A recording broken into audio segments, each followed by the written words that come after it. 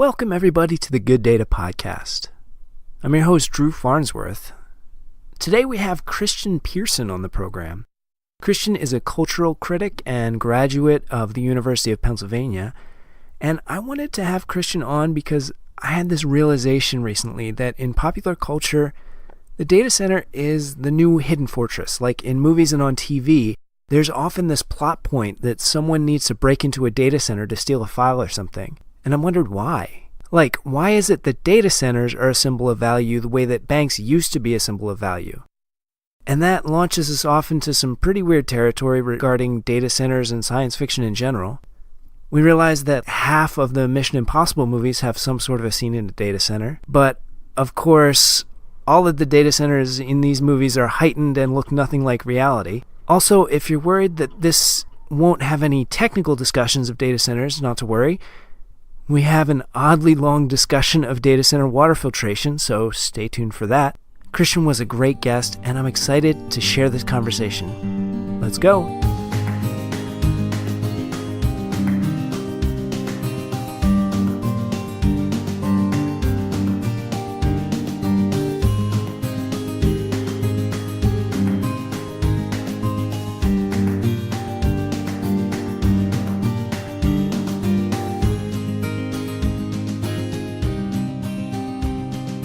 Christian Pearson, welcome to Good Data. How you doing? I'm doing all right. Glad to be on the show. So today we're doing something a little bit different. We're talking about pop culture and how that relates back to data centers specifically, because that's sort of the cause for this whole podcast thing to exist. One of the most interesting things to me about data centers is that they're almost always there as a plot device to be broken into. That's so funny. I never thought about that before. Like, I guess it's like the modern equivalent of like the bank or something like that, or the safety deposit box. Yeah. It's like it's an impenetrable fortress that has something important in it. And because we live in the information age, it's the perfect sort of icon of information.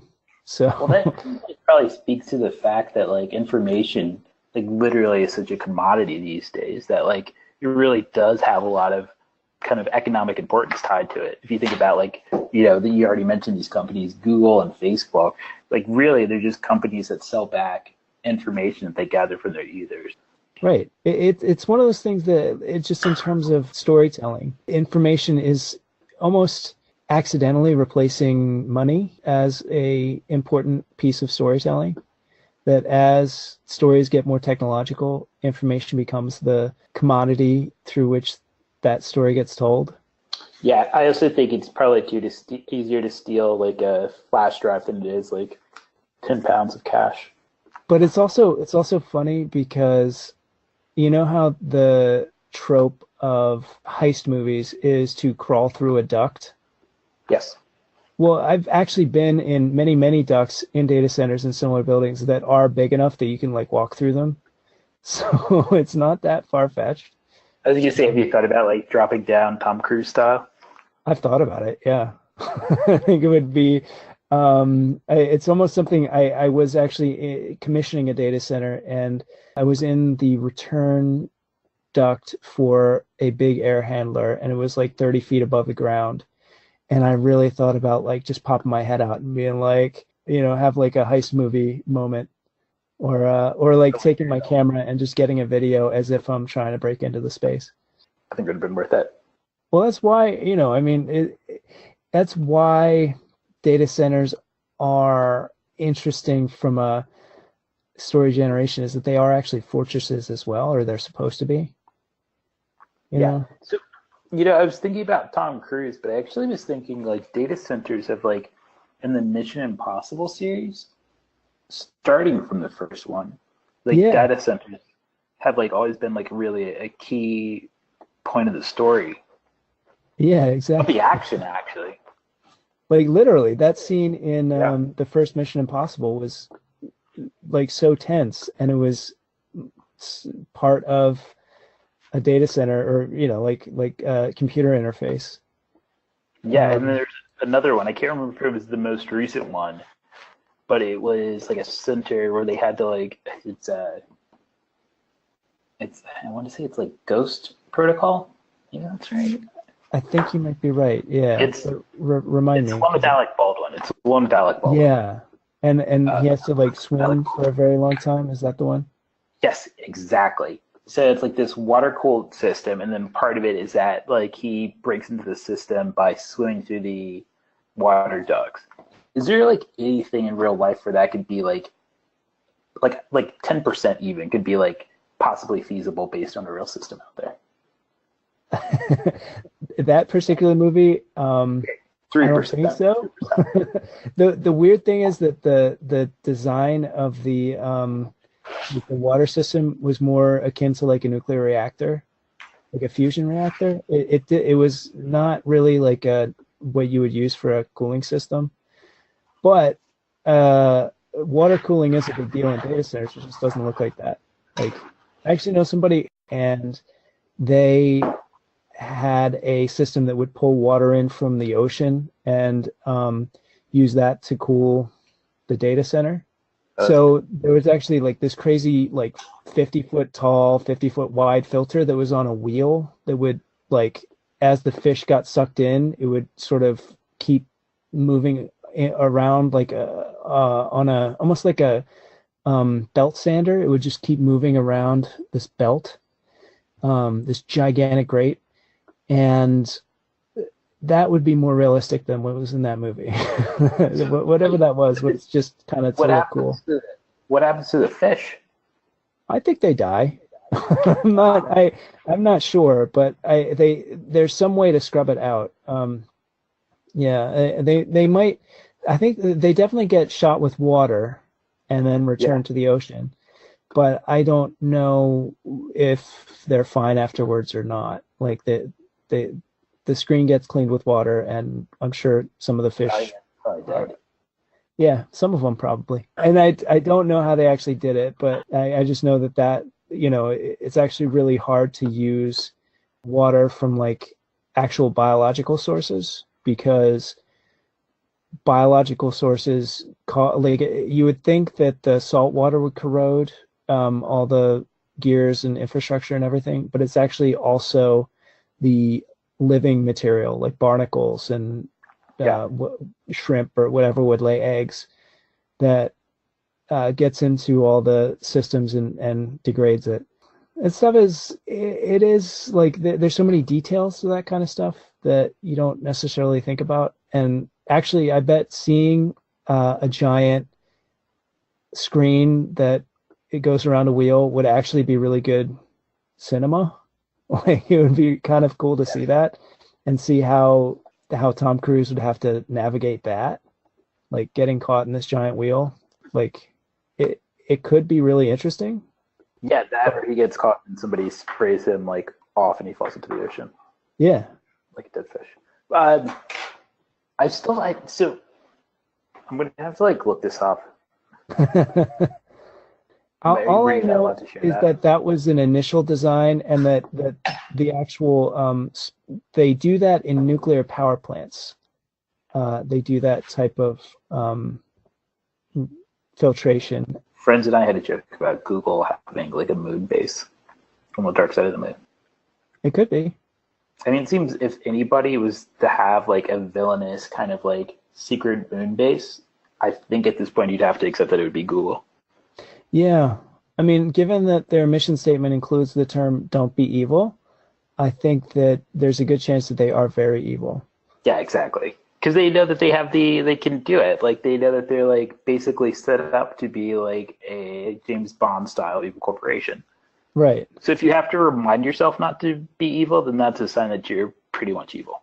Yeah, that's the thought. Yeah.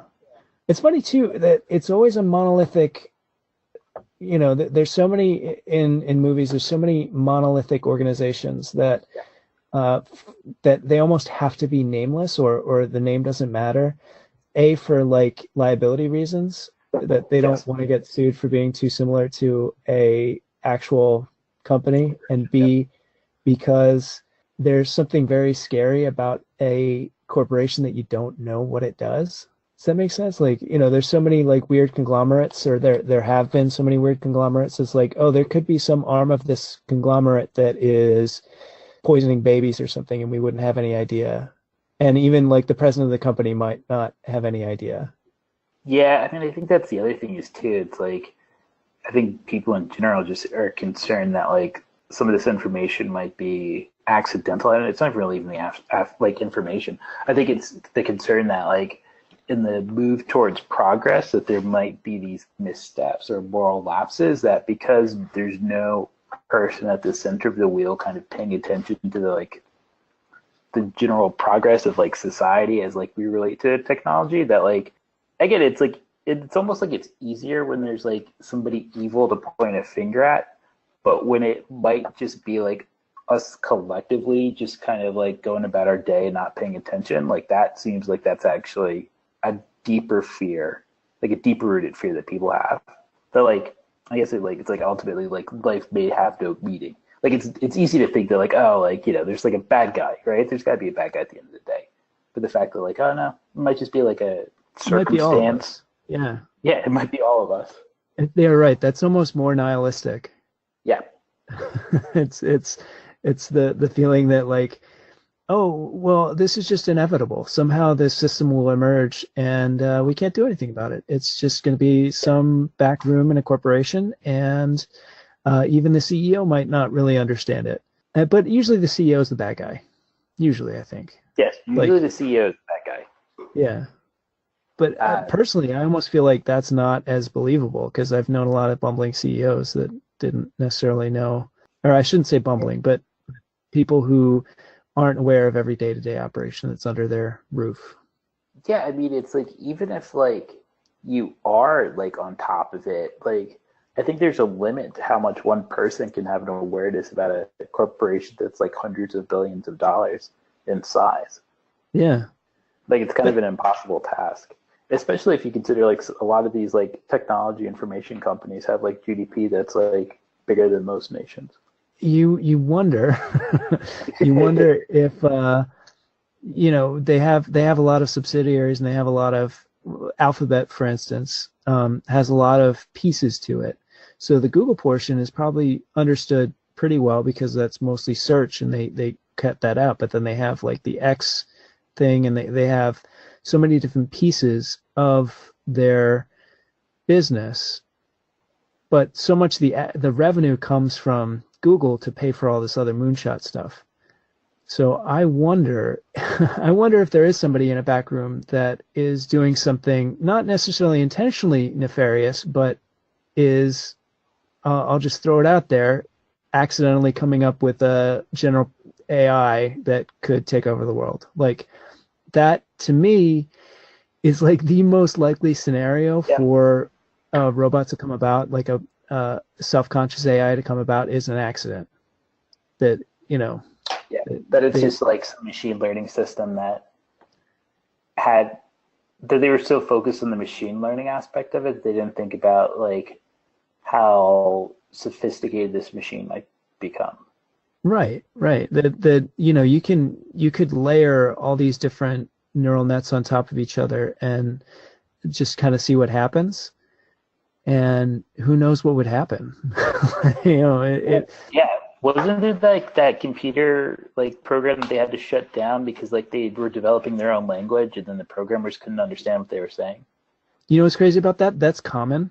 That's how they usually do it. Like I think that was a Facebook article, but that when developing AI, especially communicative AI, that it often develops its own language because, especially if it's just talking to itself, it can find a more efficient way to talk to itself, which is kind of scary.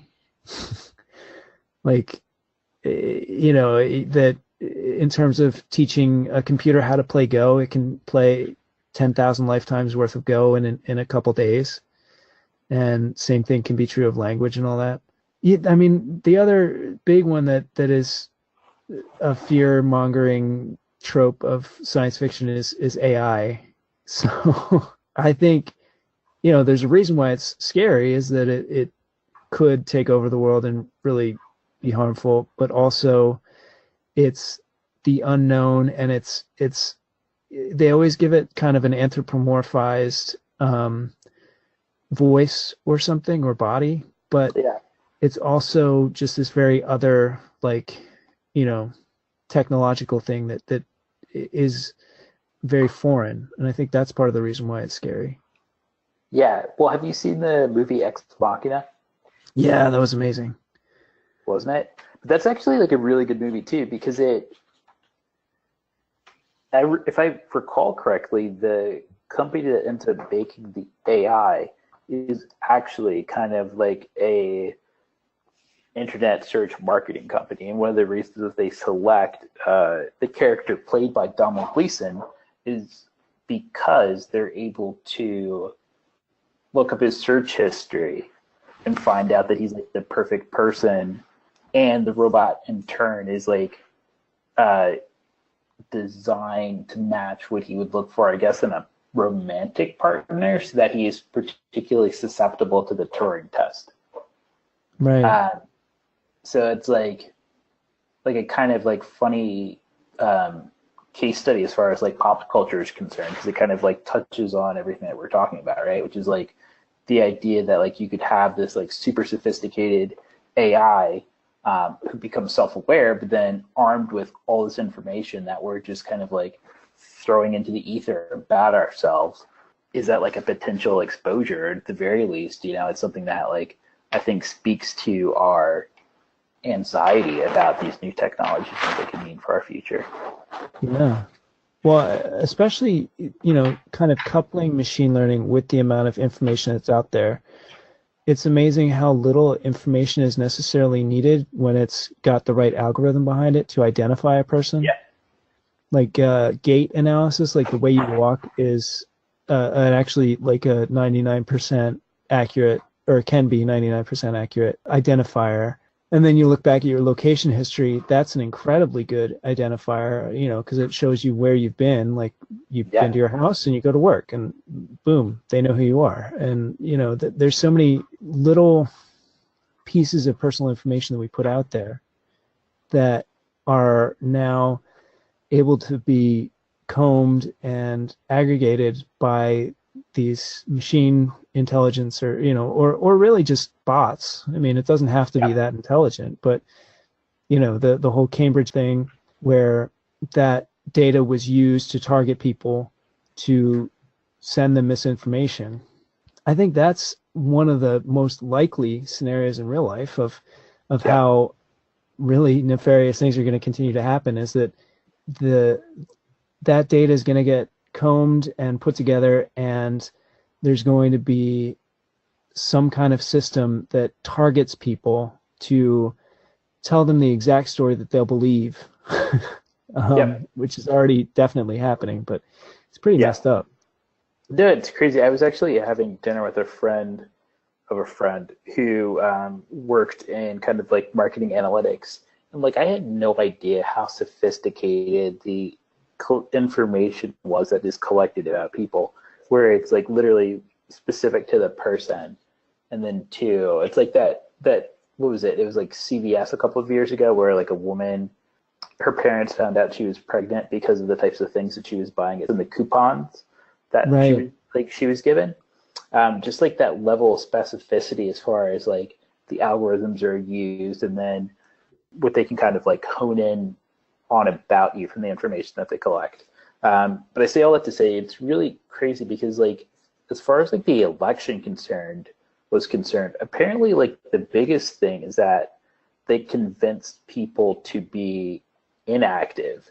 So it was like the people who are on the fence either about Hillary or about voting in general, they were able to convince them through a targeted campaign to not act. And that part is like I think the scariest consequence. We're kind of like talking about like riling up as far as like the overall kind of like media discussion is concerned, but it seems like what happened is actually much more sinister, where it's like they kind of warped people's sense of reality, that they felt like they didn't have to participate in the democracy, or if they felt that there was like, I don't know, like there was inequality on both sides between like the craziness of Donald Trump and the rhetoric of Hillary Clinton. Yeah, I mean, it's amazing that there are so many different ways to influence an election. Yeah. Keeping people home is also influencing an election. Yeah, and And again, there's like technology that's sophisticated to do that. yeah, well, and Facebook even like did they do their weird sort of scientific experiments on people who use Facebook, Yeah. where they had one that was they sent a message to a certain population that said, "Hey, go out and vote," and another population who didn't. They didn't send that to, and then they somehow tracked it. I believe I might be making up that specific one, but there was some sort of get out the vote effort that they tracked, and they knew that they made a difference, but it's also a little bit shady that they're experimenting on normal people.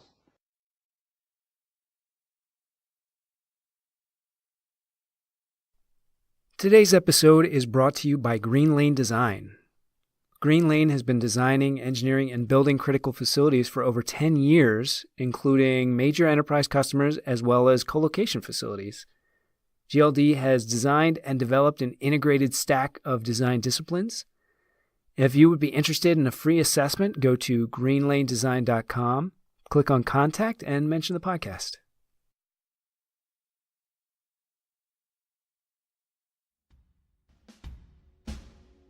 Well, the other thing is too, I remember I think it was like a Radio Lab or something like that. They were talking about like Facebook and specifically, I think it's like a part of their like push unit or what would be a push unit in like another context where they had all these sociologists and they're like, hey, like we have like the sophisticated tool of Facebook that we're used to using for selling marketing, but like we want to use it for social good too.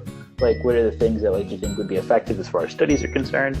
And so the thing that was kind of mind-boggling to these sociologists is that like they're used to like most sociology studies are like done on a handful of people.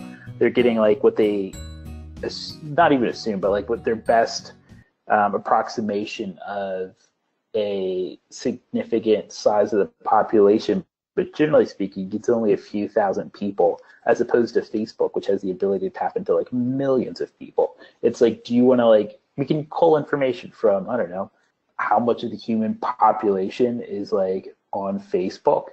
Like not just like, the population of like college kids who like need $5 and are like want to get a free lunch, like literally the whole human population. Right. Yeah, like half of every human, half of all the humans. Yeah. Yeah, I mean, yeah, statistically, that must be so exciting as a statistician to be like, oh, well, we don't have to worry in some ways about getting a sample size because we're talking about the entire population of people.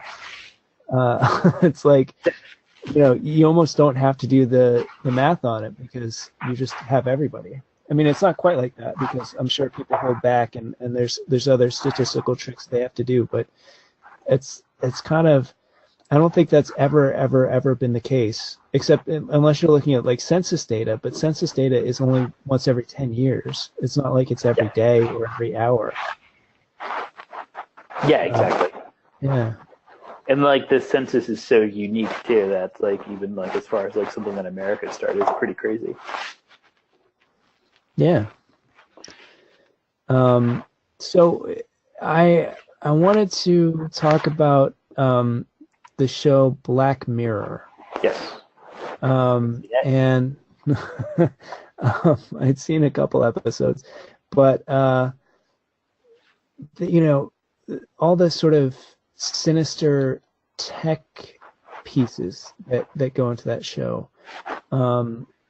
There's a lot that has to do with memory and socialization and I guess control, like government control. But like, what do you think?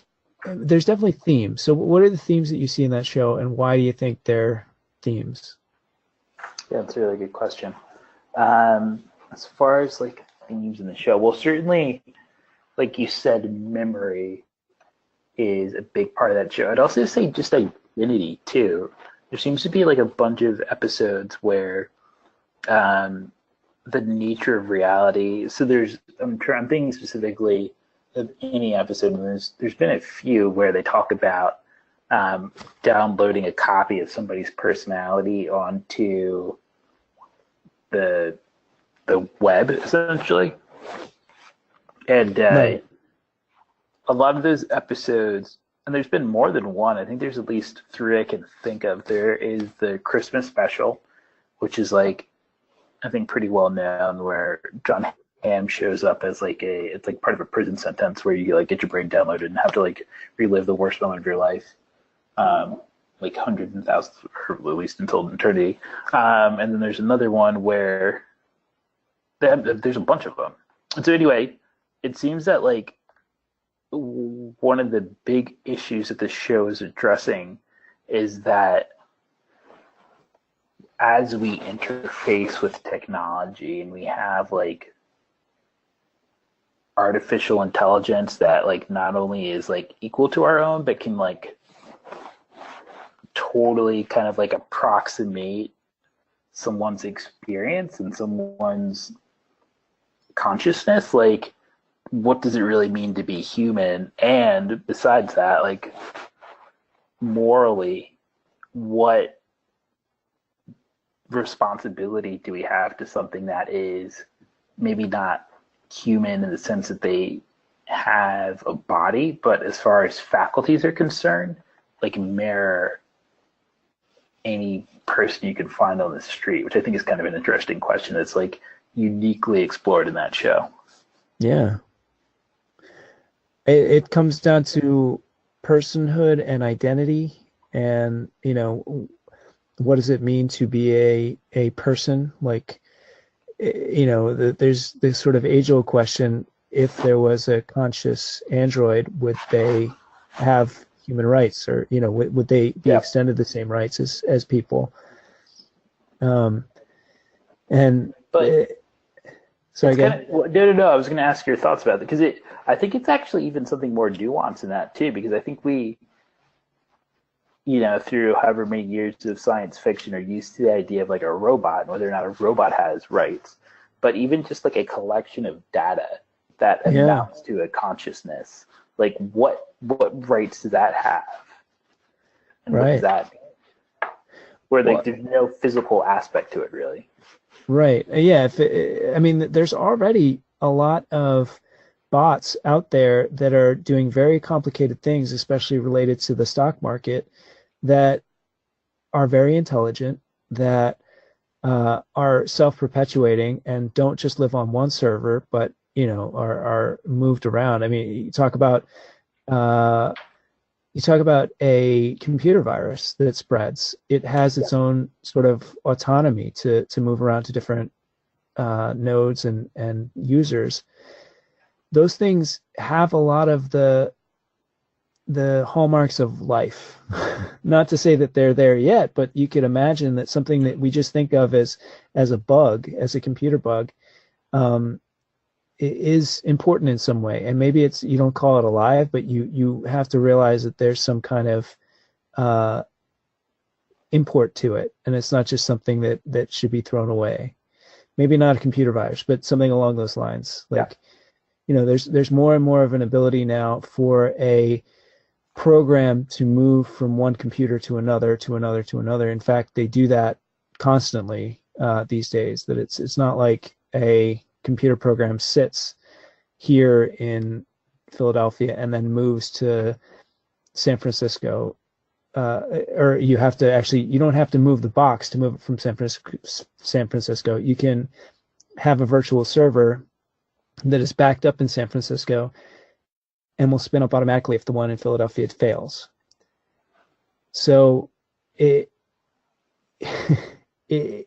like computer programs have more actual autonomy than they ever did. So it's a little creepy already, I think. It's all sort of science fiction-y, and of course I'm not really creeped out because I understand all the back end of it, and it's not like this is nefarious in any way, but there's also something where you can see the trajectory of how things have changed, which is a little creepy. Yeah, and there's like an accidental like aspect to how sophisticated it is, and that like it's kind of like mirroring life because it has like a, well, I mean, it makes sense, right? Because it's like, what's the term that necessity is the mother of invention? Yeah. And so, like if you need to recreate, which is essentially like a life problem, which is like, okay, it's like I have like information that I need to propagate. Like, why wouldn't that look like a virus, which looks like a virus that like exists in the biological world, or why wouldn't it look like, I don't know, like the mating or the like a single cell organ. I don't know. It's an interesting thought. I guess I never had realized how sophisticated things were already without having consciousness. That's not really. Yeah. I in some ways, like there is already enough computing power in the globe to, I think, to have human level of consciousness. It's just not all working together. That, there's so much, even that's just going into just stupid algorithms, like I mean, stupid as in they're not actually producing useful work, but like Bitcoin and things like that. Like there's so much that is possible to do with computers that in some ways it's like out of that could legitimately emerge some kind of consciousness. And I definitely think that it could come out of Wall Street or something where somebody is making money off of an algorithm that the more you make money off it, the more you're going to put resources to it. And the more you put resources to it, probably the better it gets, but also the more that it can get out of control. So I think that, in terms of a movie that I would want to make, I'd be interested to hear like, a Wall Street trader who accidentally creates something that ran amok. Because I do think like it would be an accident. That's not already happening. Have you ever seen the movie Primer? Yes, I have seen Primer. I like that movie a lot. Yeah. And one of the things I like about it, it's about these two guys who, it's kind of a spoiler, but they make a time machine by accident. And I think that's such an interesting premise. And I definitely think that's how it would actually happen, is that somebody is trying to do something. And in this case, it's in a garage, but in reality, it could be in some lab someplace where they're doing something very strange, and it just happens to have some unintended consequence that ends up being the feature that you actually want. Yeah. I mean, how true that just is in general of like invention too, is that like a lot of things are done by accident. Yeah. I mean, the classic example is penicillin. That was an accident to leave something out, and it started to grow mold. Chocolate chip cookie, but yeah, chocolate chip cookies is good too. I actually forget the story of chocolate chip cookies, but I think they were trying to make like a chocolate cookie, and then thought that they could do that by like just like adding chunks of chocolate. Oh, see, yeah, I don't think it was a very smart person who created the chocolate chip cookie, but like at least we got the chocolate chip cookie. Yeah, right. Yeah, I kind of like always imagined it as like a just like kind of like a like kind of drunk house mom who's like, oh yeah, we just threw some chocolate. And, but, making chocolate cookies. Wait, what are these chips doing still? Yes. Yeah. Anyway, I got you off track. No, I wasn't. Yeah, there's no track to this. This is an off track. Yeah. It's an off track experience.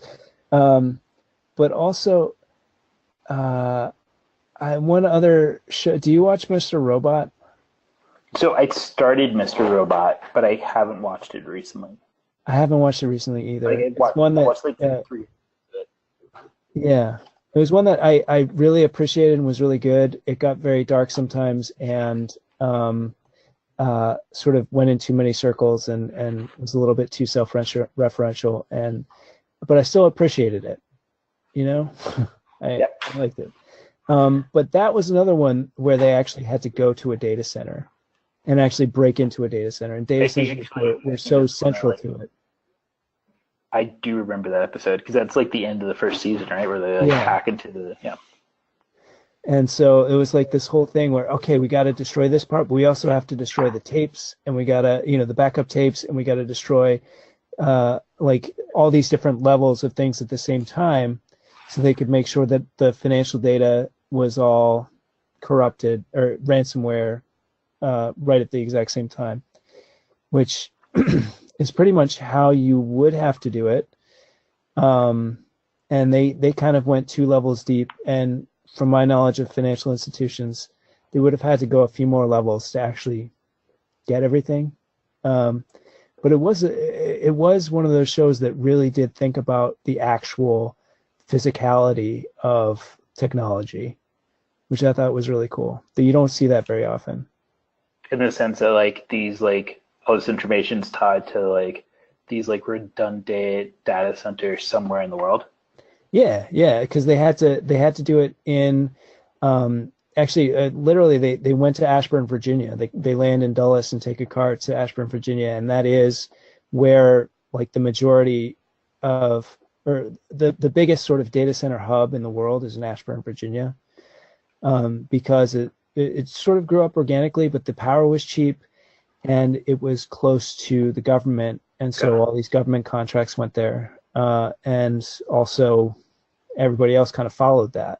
So that area of Ashburn, Tyson's Corner, like that piece of Virginia is this hotbed of data centers. So they actually in the show go there, and then they have to they have the backup, which is in a place called Steel Mountain or something, which is totally just means Iron Mountain, which is a backup storage place that is in real life. And then they have to destroy the tapes that are in China, and it's like this whole like, oh, they actually did think about this. They were like, oh yeah, we know what a data center is, and we know what programming is, and is it in its own way it was a heist movie because they had to break in and do the ransomware. But I don't know. Did you like it kind of did fall off the rails a little bit, but just in terms of the realism of it, like did it feel accurate to you, or was it like?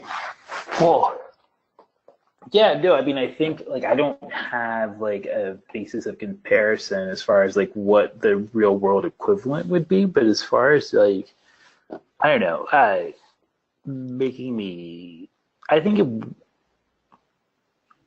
I don't. So I'm just trying to think. It's like as far as like realistic was concerned, sure, but like for me, it was like I think it was kind of just like uh, things that I didn't think about. Yeah. As far as like, I guess that's like every TV show or bank heist. You're like, oh man, that must be how they do it, and that's how like people become kind of like armchair experts on things that they've mostly experienced through movies. But I would say, regardless if it's true or not, it felt like it was thought out, and then Right. being thought out like had a level of what I don't know. Maybe it's just like the appearance of reality that was like definitely as a viewer something different. Where it's like you said, it's like the fact that they were thinking about like the redundancies and everything, as opposed to like handled by like a less skilled TV show showrunner. I forget who the showrunner is, but I think he's like married to. I think his name is Sam Esmail. Yes. Sam Esmail, yeah. But yeah, if it was handled by somebody less sophisticated, I think it would have like been basically, oh, they go in and they hack into the system using, I don't know, a dog with a radio collar on it, something silly like that. Well, a cake. It'd probably be a cake. It's funny, like when you're crafting a narrative, it's very difficult to balance how much is like just made up and how much is based in fact. And some people really put a lot of time and effort into basing something in fact, but then that really hampers them in terms of making something that's really dramatic and interesting, because sometimes real life is very boring. Um, Well, it's also but how do you like translate like all these redundancies too that are like mostly happening invisibly like via wires or cables or air and radio connections. right, right. It's like literally invisible. When these things switch over, you see nothing. Yeah. At best, you see like a blip on a screen. Um, and that's one of the things that I think is most annoying about depictions of technology on screen. Ever since like like the movie Hackers, where they had a like three-dimensional fly-through of a computer, or Yeah. in Jurassic Park Lawnmower where they had a three-dimensional depiction of like a file system. It's like they have to make some way to make it visual, but it's very rarely like it looks hokey a lot of the time, or at least especially it did in the Yeah. 90s. It's got a lot better, I think. Um, in Hollywood, it's like actually a big, really sought after job to design the computer system, like the screens that are on computer systems in a show or a movie, um, which I think is probably a interesting job. You're sort of like making a computer system um, for a movie. You're making it up, but it, like making some like completely fake thing. yeah, exactly. And I almost feel like they could just have like a Linux desktop. Like, why does it need to be fake? Like, Yeah, and that'd actually probably work enough for like most people. yeah, like a lot of times they want to make it very visual and exciting, um, but sometimes just like these days, a regular screen is pretty visual and exciting. There's a lot going on. Um, I don't know. It, I think, there's going to be a lot more technological shows on TV because of how much it's a part of our lives. Like almost every show has somebody on a cell phone looking at Facebook these days. It's Yeah. ubiquitous, almost to the point of being weird. That the sort of line in a sitcom of "get off your phone, kids" Yeah. has replaced like stop watching TV, kids." Um, Totally.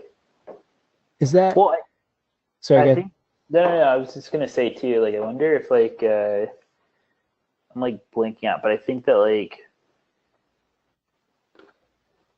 it's strange because like I mean they used to say the same thing about like the novels. And that's a conversation we had like last week too, right? When you're Yeah, here, is that like there's always been this kind of issue between like people getting used to new technologies, but then like what does that mean with like our conception of like the real like I don't know, phones just like maybe we're just old.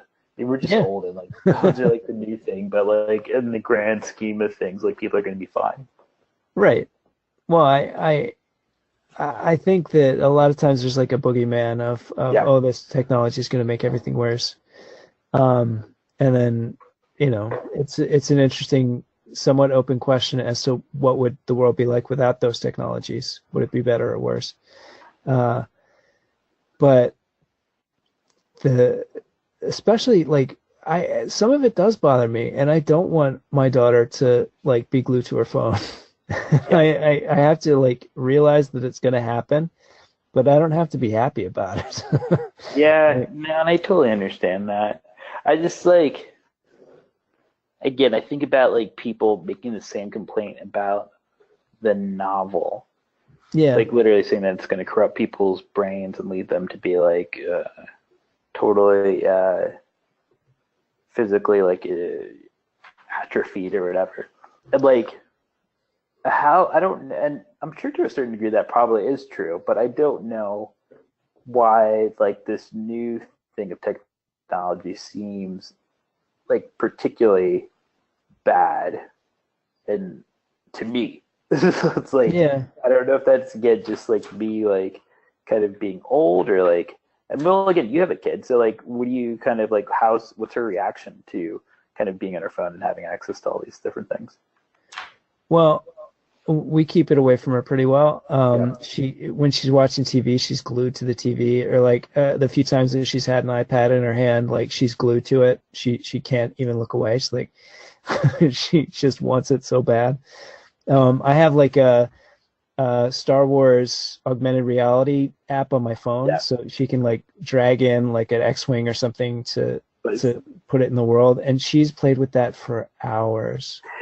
She's like, I want to watch the robots. I want to watch the robots. And like, I can't take it away from her. It's, yeah. she loves it. And it's not even like a game or anything that's really immersive, but she just can't stop. And I think if I had that when I was a kid, I wouldn't be able to stop either. And then I think of like how great it was to play outside and, run around and play tag. And it's like, as long as technology doesn't take away that, like as long as kids still play in the dirt, and as long as like you still have a physical connection to the world and you're not just wearing a VR headset all day, I think it's fine.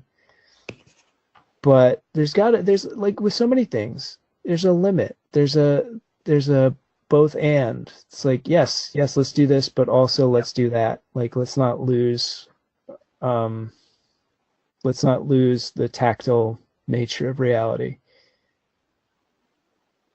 Yeah, That's no, totally.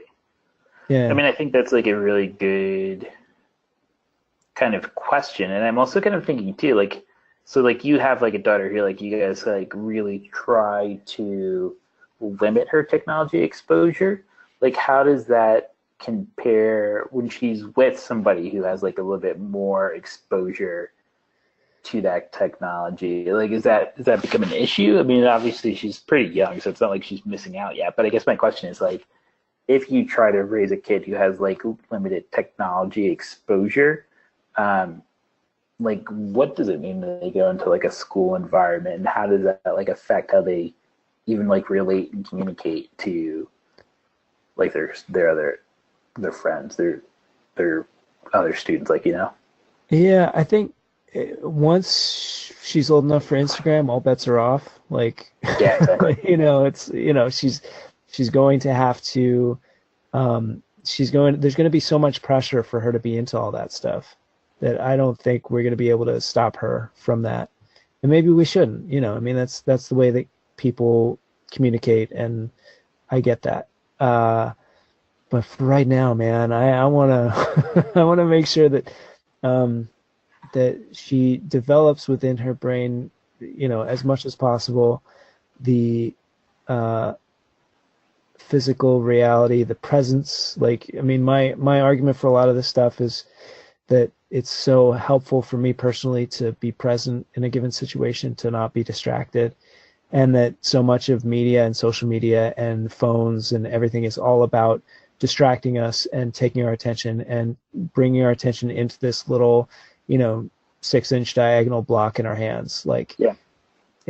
I do think that's not ideal. That it's not bad to some extent, but just the amazing draw of it. Like for myself personally, I set my phone to grayscale instead of color so that I'm not as enticed, because the bright colors on screens are Yeah. very alluring to the brain. So setting it to black and white, I've actually noticed my use of the phone goes down a lot.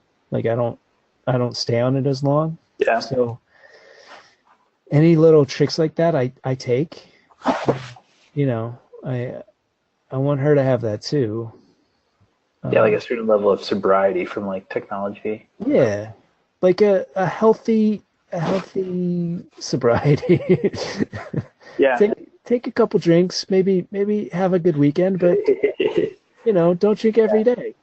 Well, I mean, I don't know what this means for your future listeners, but I think about that even in the context of like podcasts, where it's very rare that I leave myself alone with my own thoughts now, which is like Yeah, definitely something that I'm aware of and is probably a bad thing. But it's just so easy to have like, a conversation that I have like some really interesting podcasts about some like things I'm curious about, how to just kind of like put that on in my quiet moments, which is great to have that piece of information, but then I think, well, I've kind of robbed myself of the moments just to kind of like mull over thoughts and let things that may not have naturally come into my head just kind of like flow, to let kind of like the passage of ideas kind of like circle in and out.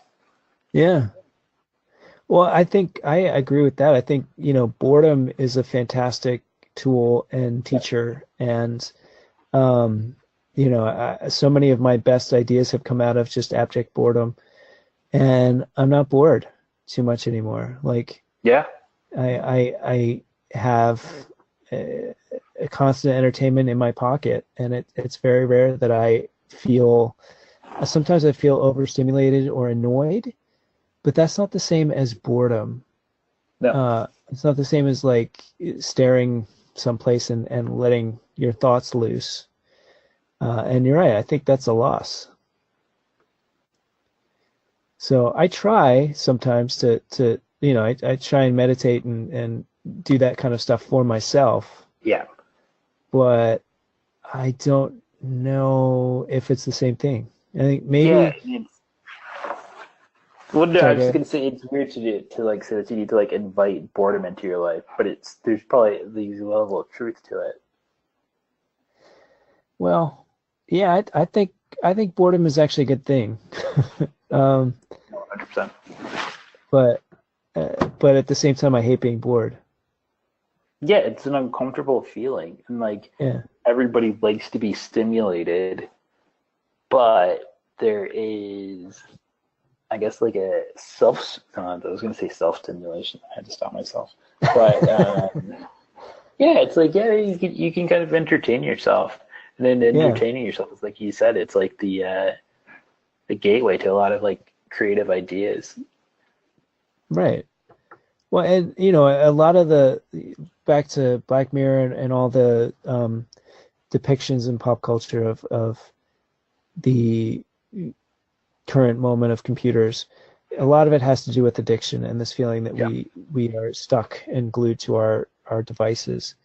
Um, I wonder, do you think that's true? Do you think that there is an internet addiction or Oh yeah. like a computer addiction? I totally think I'm addicted to my device.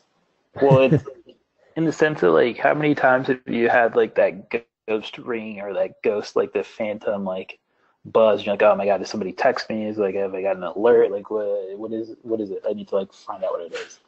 Yeah. Um, or, yeah, Well, it's happened to me. It's happened to me yeah, where I think I feel a buzz and then I put my hand down to find it and my phone's in the other pocket. yeah. So nothing happened. Yeah. No, I think it's just like, I think everybody's a little addicted in the same way that like we have an obesity epidemic because like, really tasty, bad for you food is like super available. I wouldn't be surprised if like a large portion of the population, if not a majority of the population, kind of like is on the worst side of just a unnatural, unhealthy connection and preoccupation with technology, specifically like all these like phones and stuff like that. Yeah. And the more that we make them beautiful and the more that we make incredible content for them, the harder it is to get away. Oh yeah, absolutely.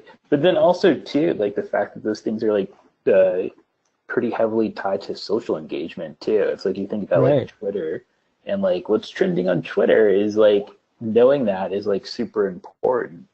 Right. Um, and like affects like uh, how you connect to um, other people and how you socialize if you don't know what's going on. It's easy to know what's going on by like being connected. Right. No, it's true. And it's true both face-to-face socialization, but it's Yeah. also true in socialization that happens with your online self. That it's sort of like it's important to uh, be on the cutting edge of whatever's happening on Twitter, especially on Twitter or especially on Facebook. Whereas I think it's a little bit less important to be up on the newest, latest, greatest thing when you're speaking to somebody face to face. Yeah, that's true. There's a little bit of a tail on that end, but I think it's still kind of surprising. Like, in as much as like there is a gap by that, it's like it's certainly not what it was 5 years ago even. Yeah, totally. I It's mean, yeah, look weird. at the president, right? The president's number one method of communication, period, is Twitter. Yeah. Yeah. I mean, it's like at a moment's notice, there's some news item that happens 24/7. It's kind of it is so it's so hard to escape, and it's so addictive. Like I you know am interested when I see a presidential tweet, or I can't look away sometimes. And I think it's not just that; it's the 24-hour news cycle. It's so many things. They're so damn entertaining. Like not in a oh I want to see this, but oh I can't look away. So much of the world right now is oh I can't look away because something crazy is going to happen. Yeah, it's like a little bit of a train wreck mentality. Yeah. Which I actually think there's like a Black Mirror about too. There's like the teddy bear or something like that who like ends up being a political candidate, but just because the controversy and like the crazy thing that he is gonna say becomes like compelling enough. Right. It's it's amazing how some things in science fiction really do prefigure what's happening in real life. You know, including President Camacho. There's Yeah, a reference to Idiocracy, which is a great movie. that is a pretty great movie. Yeah, one that I haven't seen in a while, but I think there's a lot of great things about it. But it's also kind of like this weird thing of all the intelligent people stop having kids, and it almost feels like eugenicist. It's a weird movie. Yeah. um, but especially in terms of what it had to say about the dumbing down of society, it does feel prescient. Yes. Um, Definitely. Well, yeah, certainly in the sense that like the that people are just as interested in somebody who has like, well, yeah, because it's like style over substance, and it's pressure in the sense that like people will like go for the flashier thing as opposed to like the measured thing that might be a more considered solution to whatever social ilms that they're like actually feeling. right. Like Well, for like yeah. Anyway, get political. no. I mean, it's tough not to get um, a little bit depressed about some of this stuff. Because I mean, the other hard part is that talking about how great technology can be is not as good for storytelling. Like saying, Yeah. "Oh my gosh, technology has really democratized education, where people can go online and get free classes for things that they never would have ever heard before. Yeah. They can go on YouTube and learn about quantum physics, and they never ever would have been able to learn that without getting a college degree or being at a university. And the fact that we can conduct international trade, and we Yeah. can have teams that span the globe, and there's so much that is incredible and fantastic about technology, but it's so much easier to tell the negative story. So, do you think that though is like a more representative of like whatever the pessimism exists in the zeitgeist, as opposed to something that's inherently true of like storytelling? Because there's like the dichotomy of, there's a dichotomy too of like Star Trek, right? Which Star Trek has always been at its core something about the ability of technology to expand the frontiers of like human experience. And there's like cool things like the communicator, which is like the forerunner to the cell phone, or the basically like technology like is very rarely the bad guy in any of those episodes. And if anything, it's kind of like this building blocks that shows that like, oh my God, like the future is like this incredible place where we've developed all these things and we've like literally solved all these problems as far as like human suffering is concerned. We've created this egalitarian society. And we've used technology to do it. And so like, and no, it's just, I mean, it's just kind of an interesting counterpoint. And again, it makes me think that like, oh, if is the issue really the storytelling, or it's just that people do not want to be optimistic about technology? It's a good point, because that really was uh, the technology was never, or was sometimes, the driver of the conflict, but was often the solution to the conflict. Like, Yeah, sometimes there was like an android who had gone amok or something, but often, they would use like the transporter to save somebody or something. It was there was this sense that technology was a savior.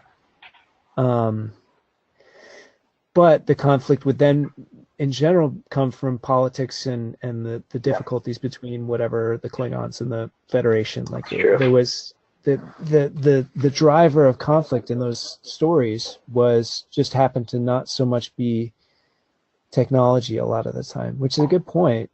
Like, there is a certain techno optimism that is, realistic and good. And have you ever read any of the books of Cory Doctorow, Little Brother, or Pirate Cinema? Not at all. Okay, he's cool. He's one of the editors of the blog Boing Boing. But Okay. he has a very optimistic version, in some ways, of technology. Like, I'll say realistic, but that um, maybe not optimistic, but it very much points to the ways in which free and open technology would be good for the world, and the ways in which free and open technology is suppressed. That, things like copyright and the Digital Millennium Copyright Act kind of suppress all the good things that open source and like the open internet allow. They're very esoteric books sometimes, but they're also young adult books a lot of the time. It's very, Yeah. very weird. But What's the anyway, author's name? Cory Doctorow. He's an interesting guy. Kind of I don't know if he's quite a techno anarchist or something, but a smart guy. He does a lot of speaking, and is very much on the side of people should own what they have instead of licensing it. Most of the things that you own, anything that has a chip in it, is actually licensed because they own the code inside it, which means that you can't open it up and tinker with it because of that Digital Millennium Copyright Act, which is kind of a crazy law that I'm not a fan of, probably because of reading his work. But Yeah. yeah, it's weird. Actually, did you hear about the John Deere problem? No. That like farmers bought these John Deere tractors, but they have computer systems in them that have to be serviced by John Deere technicians, because John Deere wanted to make more money off of servicing their products. Got it. But farmers have a long history of just fixing their own shit.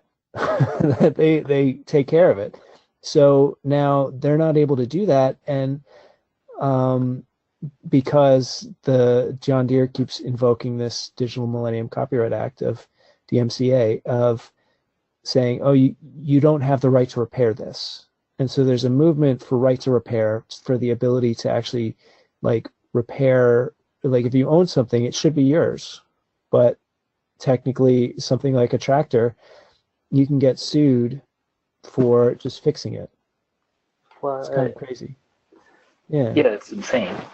Yeah. But I guess it makes sense too if you have like what amounts to like hundreds of millions of like tractor equipment. Like, that's like lost revenue for the company if they don't pursue that legally. Oh yeah. Yeah, they make money off of it. They're not. They know what they're doing, but it still feels like, that license shouldn't extend to the entire truck or tractor. That the licensing should just be the chip itself. Or really that if you can break the licensing, you should be allowed to, because like You owe the thing.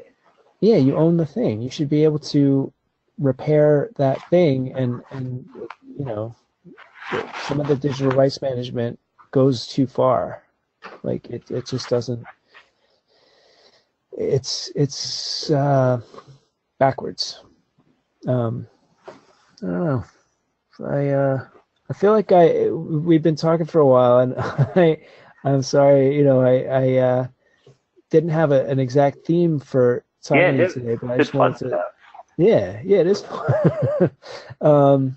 But I feel like I should probably let you go. But I wondered if you wanted to. It's a good time because like literally my computer's on 7% battery and I'm like fumbling around with both hands. But again, it's been a good conversation. Anyway, I'm interrupting.